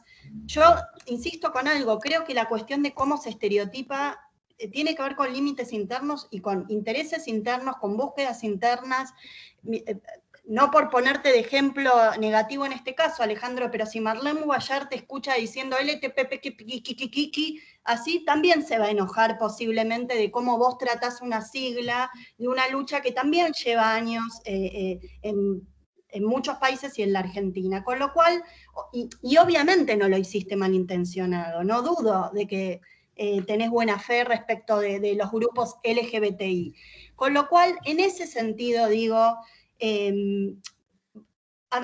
cuando salió El Reino, mi primera charla que tuve fue con Marquitos Carbonelli, que compartimos cátedra. Obviamente me escribe, ¿qué te pareció El Reino? Nos pusimos a hablar, etcétera, etcétera. Yo no voy a dar mis consideraciones respecto de lo que creo en términos de ficción, porque no me siento cómoda de hablar de una colega en ese sentido. Lo que sí puedo decir es que la charla con Marco fue coincidente en todos los puntos. Los dos dijimos, y yo de hecho le dije, parecía la modernidad, parecimos como que retrocedimos a una visión positivista donde la racionalidad está puesta, digamos, en la fiscal, en lo no religioso, en esto, en los personajes sin relieve, como vos decís, todos los conflictos criminales los tenía Peretti, que bueno, igual falta todavía una temporada. Yo me juego a que ahí Mercedes Morán es más mala todavía, pero bueno, no importa. Coincido en eso, obviamente coincido en esto que decía Pablo, de que hay que poder debatir absolutamente de todas las ficciones, etcétera, etcétera, etcétera. Creo que, nada, no necesitamos aclararlo, pero está bueno. No creo que sea esa tu posición, Mica, claro. No, yo creo que es la posición que me mandaron a guardarme. ¿Cómo? Creo que no es tu posición, es la posición con que me mandaron a guardarme diciéndome. No sabía eso, Pablo, no había leído. No había leído eso. Claramente, yo lo de la censura es lo que leí en las redes de las posiciones que adoptó Claudia en ese momento, de no censura, etcétera, etcétera. Si ahí hubo una ficción de parte de Claudia, de colocarse en un lugar egocentrista, etcétera, etcétera, la verdad no lo sé. Yo me estoy guiando también por el rebote que tuvo en las redes, las posteriores, digamos, consecuencias de la emisión que, nada, fue efectista, nos la vimos posiblemente en 2 días, va a tener ahora una segunda temporada, con lo cual, qué sé yo, triunfó el mercado y la industria audiovisual en ese sentido. Como dice Pablo, volvemos a hacer unos coballitos, Pablo Semán, que nos copta, digamos, Netflix, como todos, como boludos, digamos, que terminamos viendo estas series. También coincido en algo con Pablo respecto a la perspectiva de género. Es cierto que en un punto, para mí por lo menos, para mí, esto es una posición personal, las mejores series que yo he visto estaban involucradas personas vinculadas a las temáticas que contaban. Y si no estaban vinculadas, se habían internado años en ese mundo, como hizo David Simon para poder escribir The Wire, ¿sí? Que él se internó, como él era periodista, se dedicó a trabajar sobre la policía de Boston y se internó años en la cana, bueno, y después escribe la genialidad más grande que se ha escrito en las series, que es The Wire. Bueno, sí, pasa. En Girls pasó lo mismo. La escritora de Girls es un referente del feminismo. Y por eso también puede cagarse de risa del feminismo, reírse, hacer chistes de humor negro vinculados al feminismo. ¿Por qué? Porque es ese lugar de enunciación. Sino que tenemos, del otro lado, cosas que responden al mercado, feminismo de cartulina, bajada de línea pedorra, lo que pasó con Stranger Things, que por ejemplo de golpe te muestran una serie que en los años 80 las pibas decían no es no, porque hay que poner feminismo. Eso me parece peor, a mí por lo menos, como feminista, de hecho, ver ese tipo de ficción. La perspectiva de género sí, coincido en que tiene que estar, pero en ese sentido, desde un lugar de enunciación que contenga o que cubra de marco al contenido que uno quiere contar, porque obviamente no podemos negar que cada contenido representa ideológicamente algo, habla sobre un mundo, el famoso lugar de enunciación que le dicen. Bueno, eso, quería aclarar. Pues, Pablo. Sí, dale. A ver, dale. Sí. No, lo que quería decir es retomar algo que dije antes para aclararlo, que es, para mí hay una cosa que tiene que ver con, digamos, qué aprendizajes le permite el feminismo a la sociedad. Uno de ellos ha sido, en parte, no masivamente, pero no por nada hubo respuesta a las críticas, porque si no, no hubiera habido, que es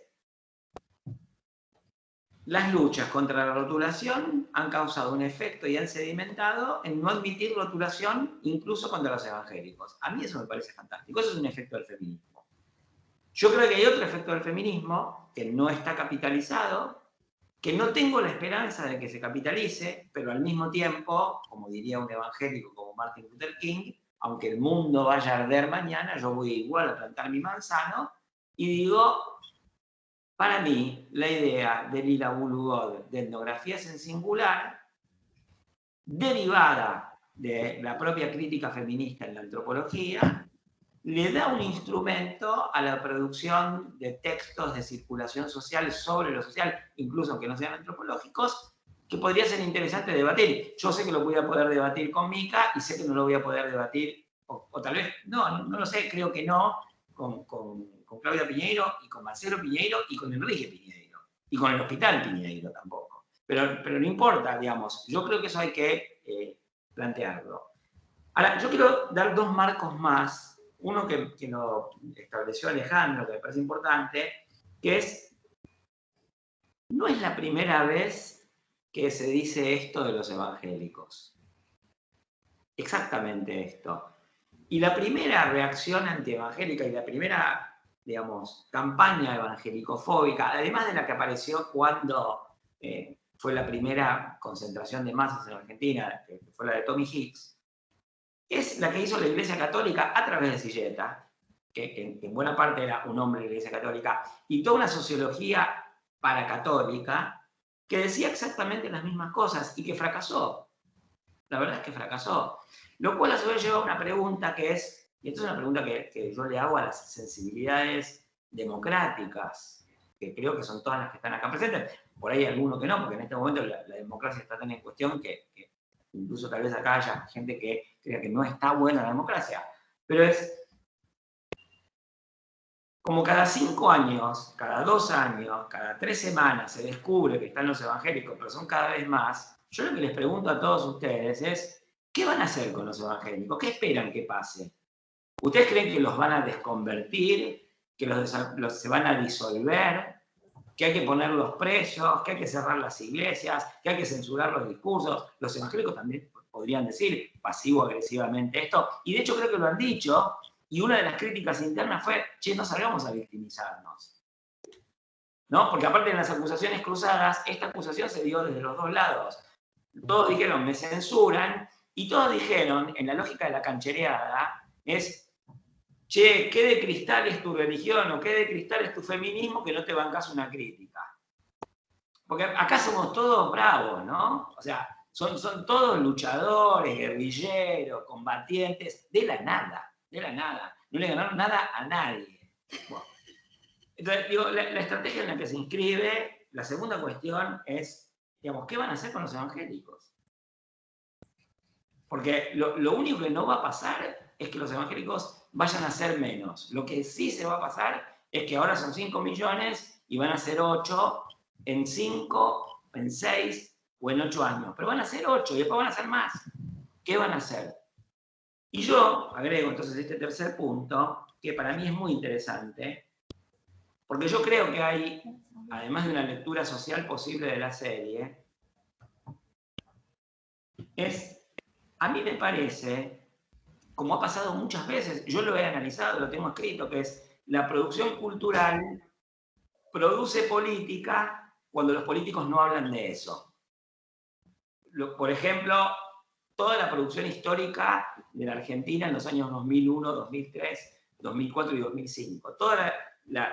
No solo Piña, un montón de producción sobre historia argentina, puso guión político donde los políticos no tenían relato. Acá pasa un poco lo mismo, que es la serie hace política con algo que la política todavía no habla, no sabe, no está resuelto esta pregunta que yo digo, ¿qué van a hacer con los evangélicos?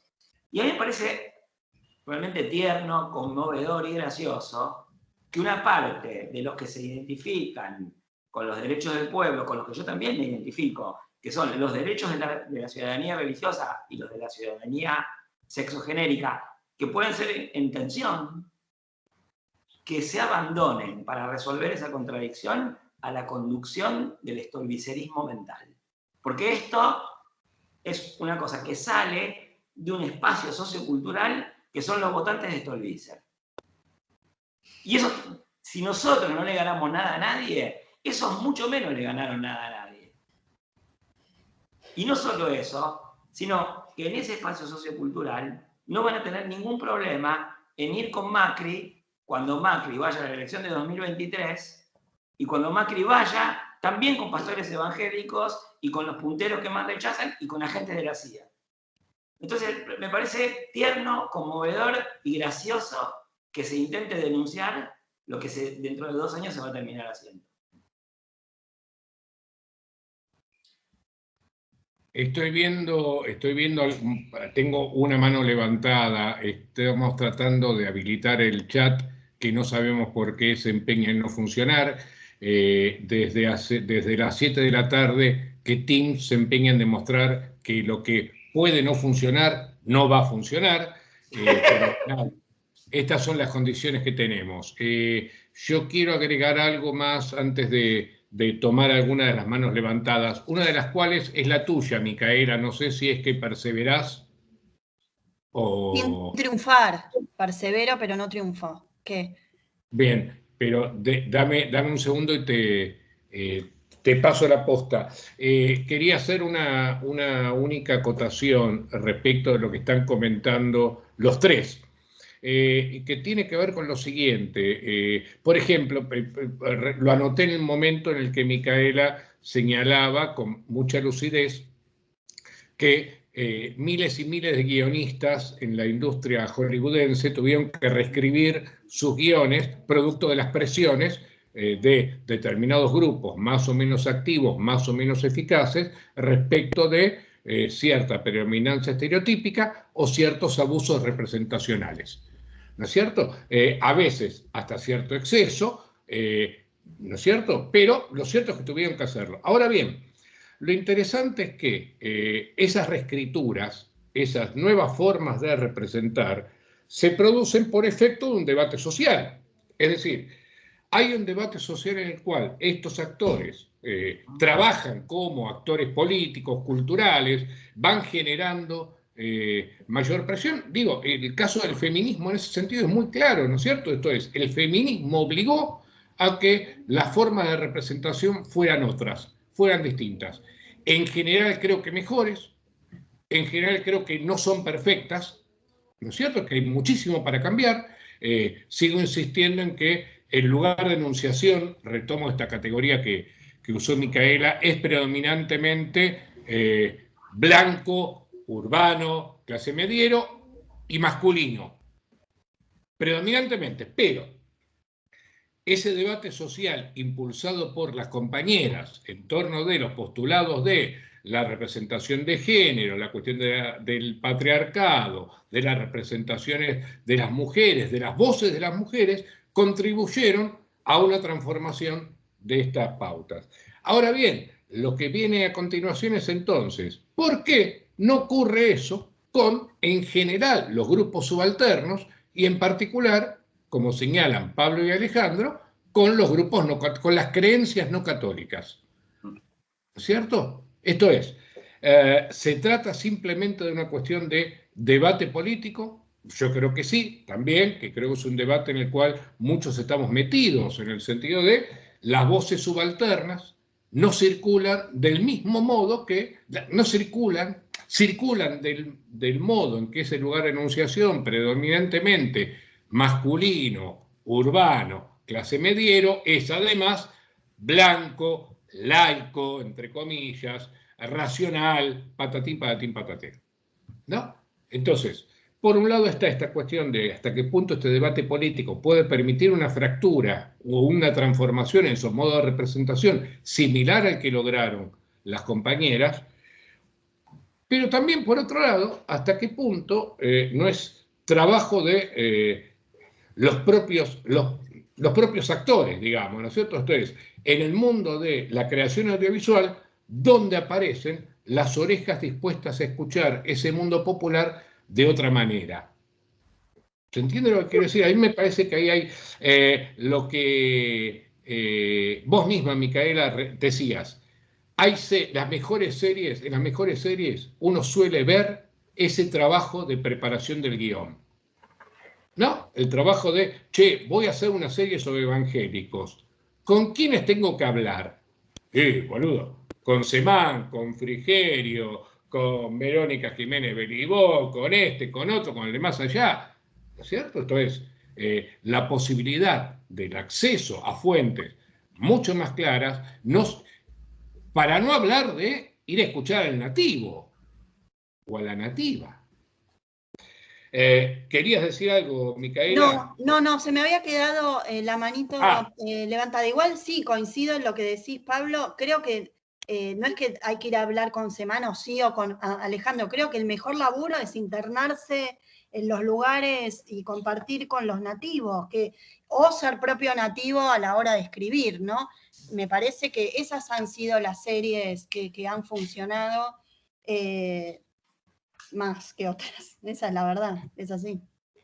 Antonio, disculpanos la espera, querías decir algo y el chat sigue sin funcionar, así que desmuteate y pregunta. ¿Cómo va? Sí, yo no lo pude escribir por el chat, así que por eso levanté la mano. No, contestando un poco lo que planteaba Alejandro y Pablo con el tema de la censura,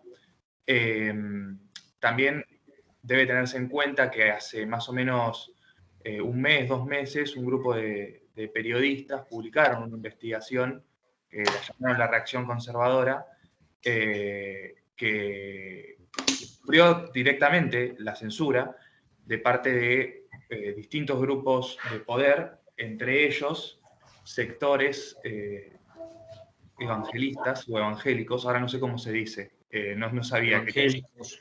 Evangélicos, posiblemente lo dije mal mucho tiempo, así que... y creo que también en ese contexto se dan un poco los ataques que recibió Claudia. Y otra cosa, me hacía un poco de ruido cuando creo que fue Alejandro, creo que fue que cargaba con que en el último tiempo hubo 3 series muy claras contra con una connotación negativa sobre estos sectores, y lo comparaba con que si se hiciese lo mismo criticando a las mujeres o a las disidencias, hoy no recibirían esa crítica por una cuestión de corrección política. Me parece que ponerlos un poco a la misma altura me genera un poco de ruido. ¿Qué cosa, perdón? Que no entendí. Las críticas que puedan recibir las disidencias o las mujeres o las minorías sexuales con las críticas que puedan recibir los sectores. Pero ¿por qué te parece que no es importante, digamos, o no es relevante la crítica que puedan recibir las minorías religiosas si hay, digamos, vos no lo tenés relevado, vos no lo conocés y es parte de la invisibilización, pero sí hay violencia simbólica permanente y violencia física contra disidentes religiosos? Me hizo un poco de ruido cómo se lo planteó. Pero yo te pregunto, ¿vos sabés si hay violencia física contra disidentes religiosos? No lo tengo ¿Vos te preocupaste por saberlo?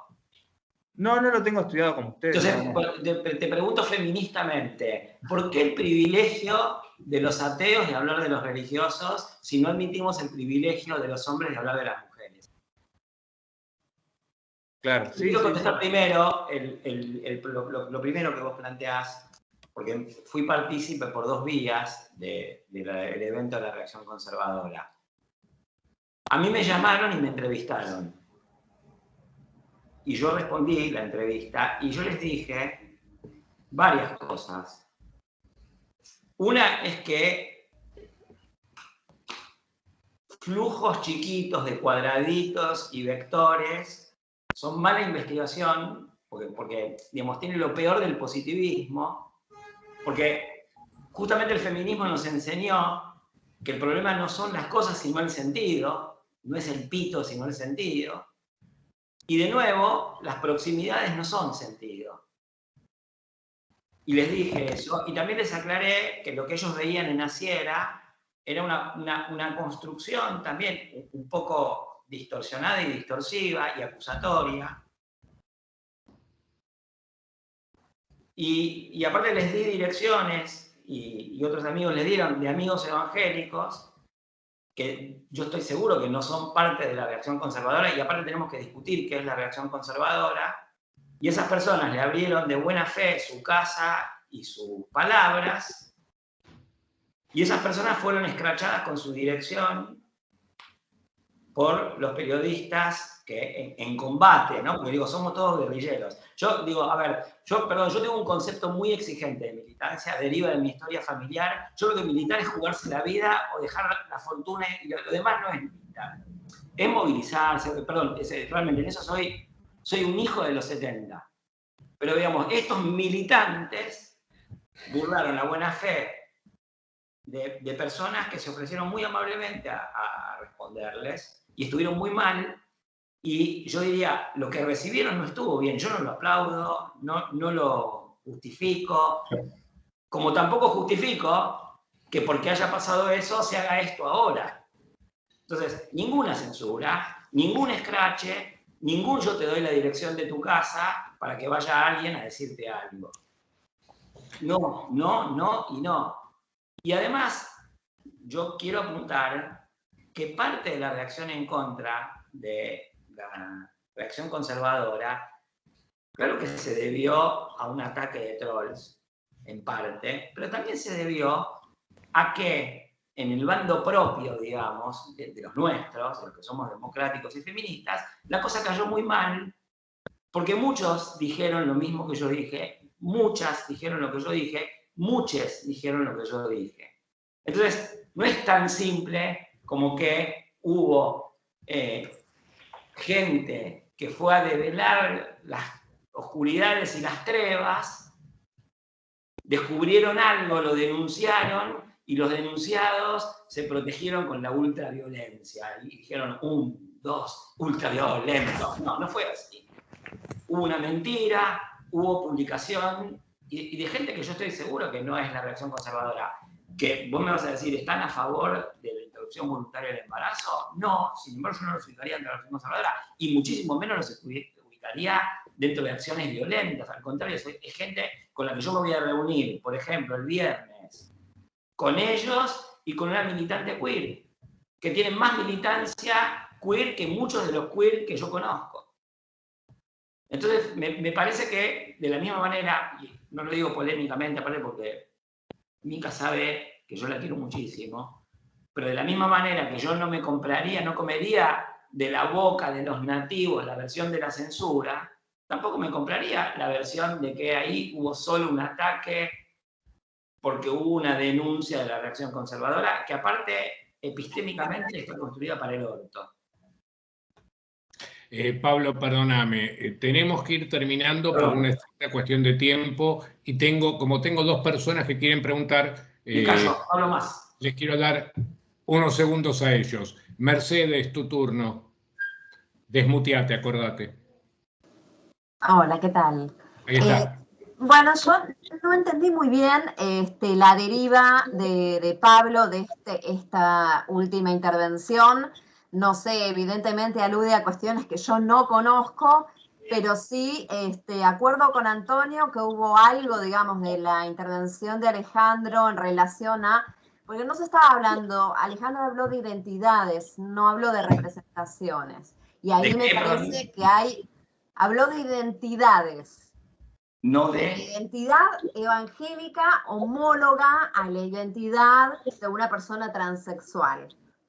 Y por supuesto, ahí difiero completamente porque de todas maneras me interesaba preguntar. La pregunta que me surgió fue algo que vos recogiste, y es, ¿a una persona evangélica la matan por ser evangélica? Ha habido casos que sí. Ha habido casos. Hay un abismo entre una problemática y otra, y no son homologables.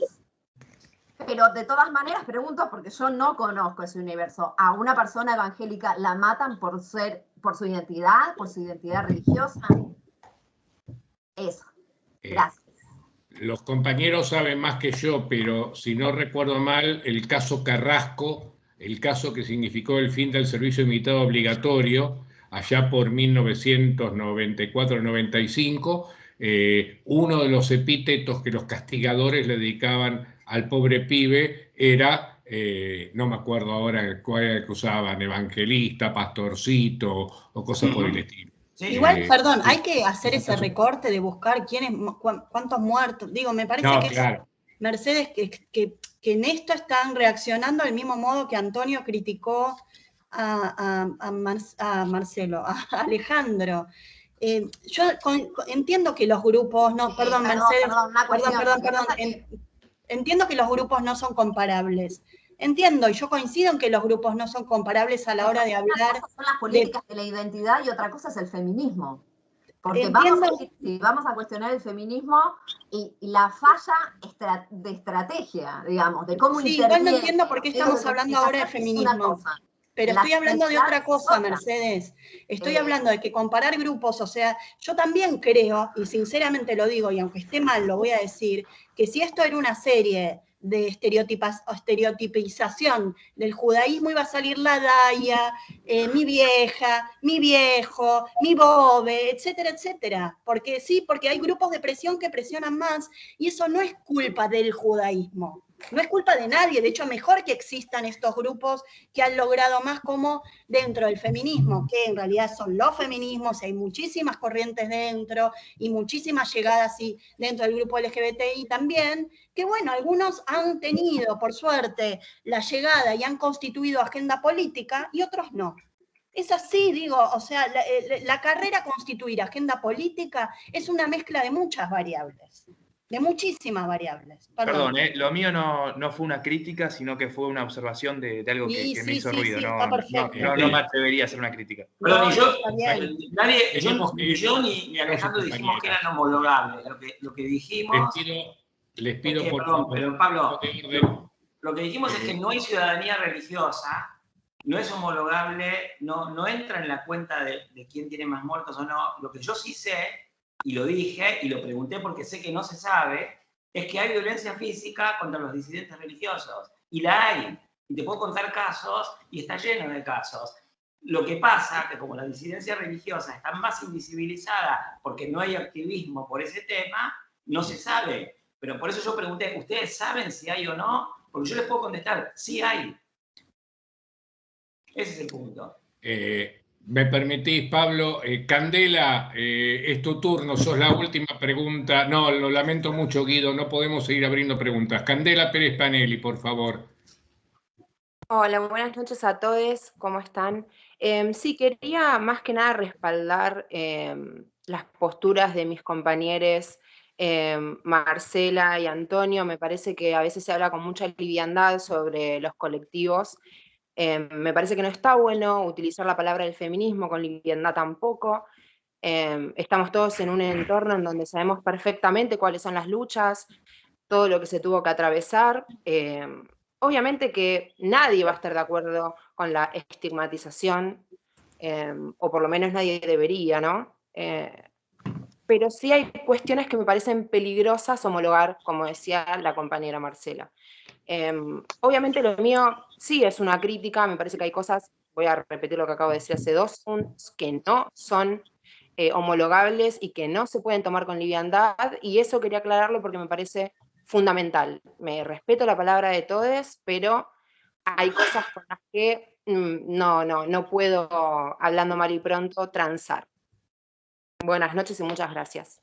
Perdón, yo lo que no voy a, de la misma manera, yo no voy a admitir que se diga que son homologables, porque nadie dijo que eran homologables, entonces le están poniendo palabras en mi boca y en la de Alejandro que no dijimos. Y además, yo no sé si estás respaldando o no la posición de Antonio. Antonio hizo una pregunta y yo respondí esa pregunta con otra pregunta, o con varias preguntas.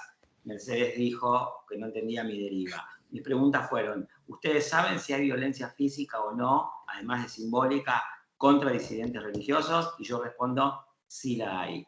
Y respondo sobre el tema de la reacción conservadora, que, digamos, simplemente fue más complejo de lo que todos estamos diciendo acá, porque yo sé, y puedo darle los nombres, y les puedo presentar a las personas, que no son parte de ninguna manera lo que denuncian, que ofrecieron su dirección, su casa y su palabra, y fueron defraudadas, inclusive yo mismo, y a esas personas les fue señalado su hogar.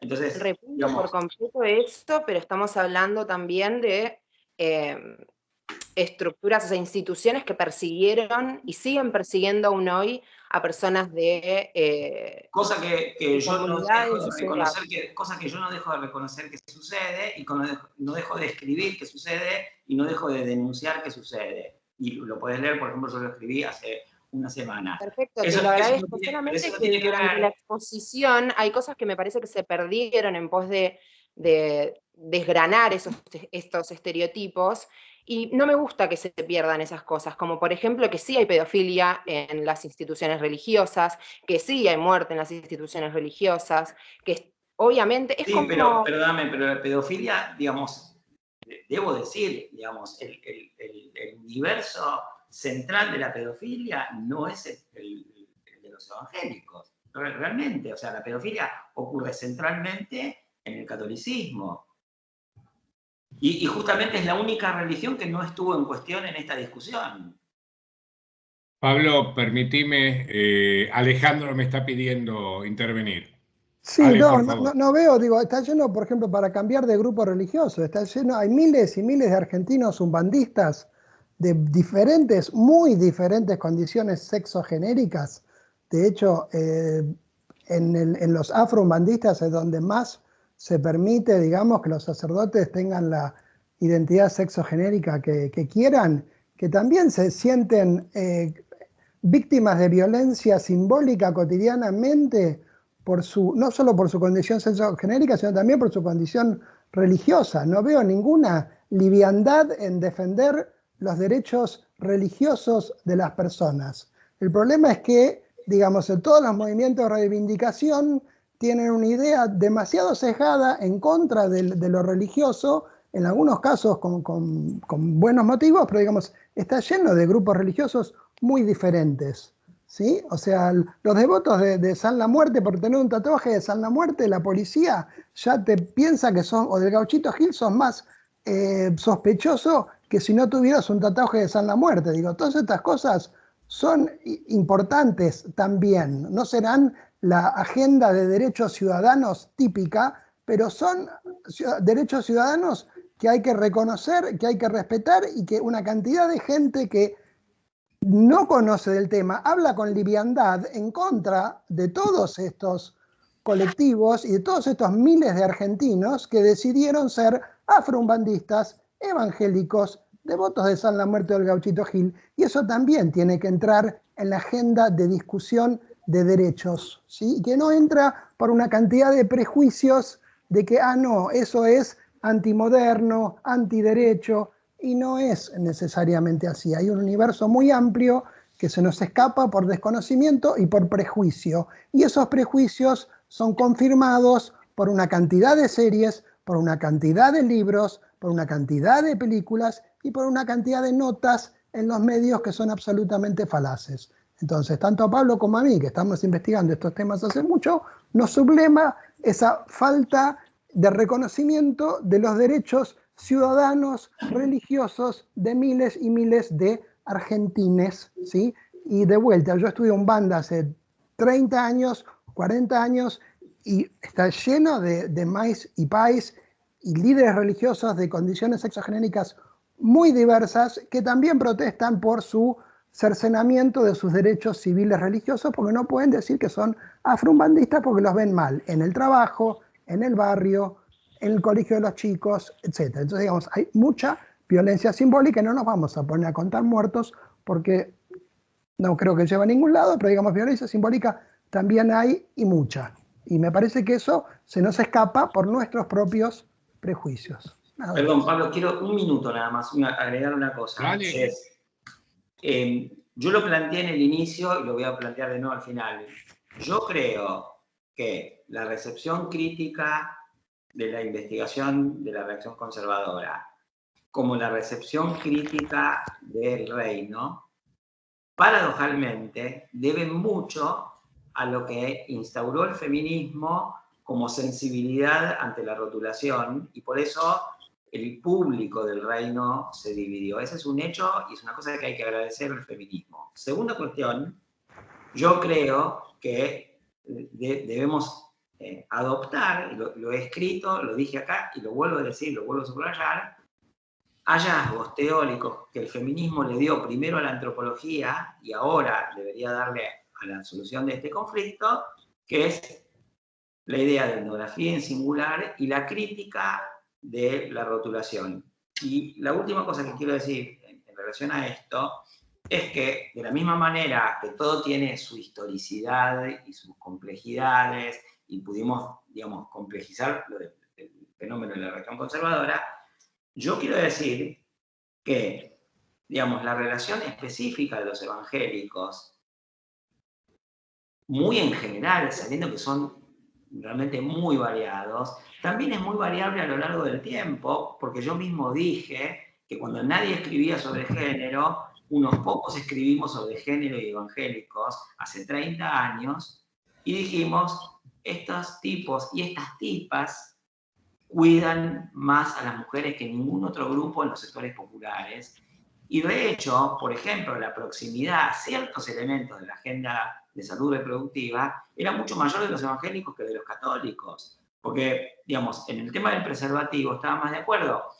Y, producto de esa situación de marginación que describe Alejandro, hasta los años 2000, el diálogo evangélicos e identidades sexuales disidentes era muy fuerte porque se sentían igualmente rechazados. Eso está en la prensa evangélica, se lo puede relevar, pueden ir a verlo. Algunas cosas cambiaron en una parte del mundo evangélico posteriormente, pero yo también tengo, y quiero decirlo, no lo publiqué, entre otras cosas por, digamos, secretos que tengo que respetar, trabajo sobre identidades sexuales disidentes en el mundo evangélico y no en el mundo evangélico arcoíris. Entonces, simplemente yo quiero decir, el feminismo nos debería servir para reconocer todas estas cosas y no hacer con los evangélicos lo que algunos evangélicos hacen y nosotros creemos que está mal y denunciamos.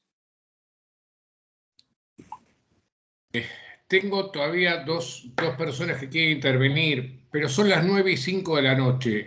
Arrancamos un poco más tarde por razones técnicas, pero estamos en esto desde hace casi 2 horas en continuado. Es día laborable, es muy tarde. Discúlpenme, Lucía y Pilar, que no les dé la palabra, no es capricho, no es censura, para ponernos a tono. Necesito cerrar. Les comprometí a los y las invitadas que a las 9 cortábamos. Me parece que es una buena hora, que ha sido un lapso bastante extenso de Si servís de una tiempo. ronda de whisky, yo sigo, ¿eh? Sí, bueno, yo mismo tengo una cena familiar, por ejemplo, y una niña que tiene que irse a la cama. Perdonen, insisto, no podés extender el debate. Y estás con el mate, Semán, ¿qué me jodés con el Y bueno, whisky? yo o sea, apenas largo el mate, sigo con el whisky. Me parece muy bien. Primero que nada, déjenme agradecer con mucho énfasis a Pablo, Alejandro y a Micaela, aclarando que yo me llamo Pablo Alejandro, la razón por la cual Pablo y Alejandro fueron invitados a compartir este espacio.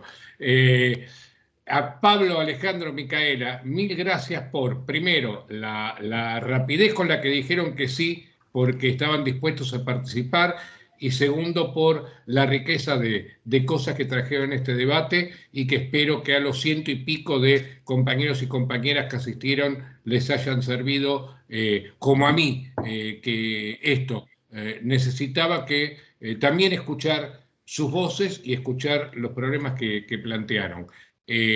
Gracias a todos los asistentes y a todas las asistentas y a todos los asistentes y discúlpeme que no hemos tenido más tiempo para que intervinieran más voces. Perdón por los problemas técnicos que tuvimos al comienzo. Estamos usando un sistema francamente de mierda, pero es el único que la universidad nos brinda sin tener que pagar. Hicimos el intento de ver, ¿y cuánto sale pagar un Zoom? No, boludo, tenés que pagarlo anual. O sea que teníamos que pagar una suscripción de un año para tener el Zoom abierto para, como pasó, más de 100 personas al mismo tiempo. Así que, nuevamente, disculpen ese problema técnico.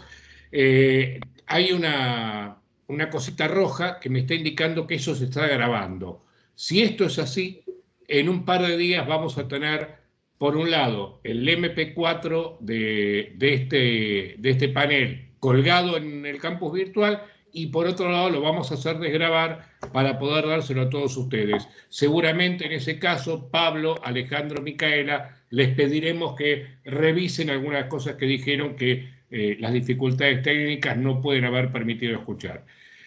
Dicho lo cual, muchas gracias, buenas noches, les agradezco infinitamente. Además, es tan lindo ver caras, tan lindo ver caras amigas. Eso es. Mica tiene una noticia. No seas así. Bueno, se acaba de morir Ollarvide. ¿Se acaba de morir Ollarvide? ¿En Sí, serio? en serio. ¡Wow! Sí. Mirá vos. Mirá vos. ¿Y eso cerramos es bueno o es con malo? esto, como feo, ¿no? De COVID. De COVID. ¿De COVID? Sí. Mirá vos. Bueno, nada, vamos todos a comer, a dormir, etcétera. Chau. Muchas gracias. Chau a todos. Chau a todos. Vamos a terminar la grabación. Chau. A ver cómo se termina la grabación. Pantalla.